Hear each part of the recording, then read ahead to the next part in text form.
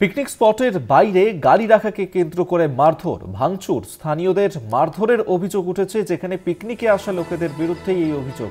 দত্তপুকুর থানার কদম্বগাছিতে সেখানেই ঘটনা ঘটেছে এবং ঘটনাস্থল থেকে ৩ জনকে আটক করা হয়েছে।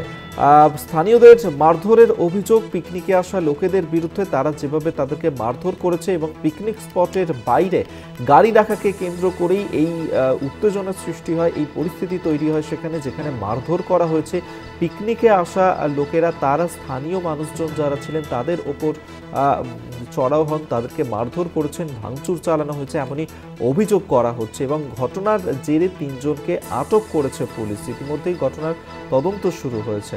স্থানীয়দের মারধরের অভিযোগ পিকনিকে আসা লোকেদের বিরুদ্ধে।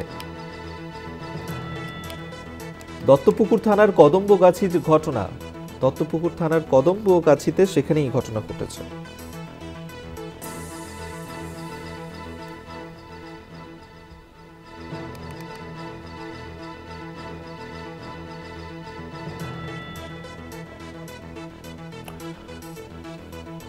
স্থানীয়দের মারধর করার অভিযোগ উঠেছে পিকনিকে আসা লোকেদের বিরুদ্ধে এবং যার কারণে উত্তেজনা ছড়ায় দত্তপুকুরের কদম্বগাছিতে। ঘটনাস্থল থেকে ৩ জনকে আটক করেছে পুলিশ। ইতিমধ্যে তদন্ত শুরু হয়েছে। গাড়ি রাখাকে কেন্দ্র করেই মূলত উত্তেজনা তৈরি হয় সেখানে, যার কারণে পিকনিকে আসা লোকেরা স্থানীয় মানুষদের ওপর চড়াও হয়ে মারধর করে, ভাঙচুর চালায়, এমনটাই কিন্তু অভিযোগ।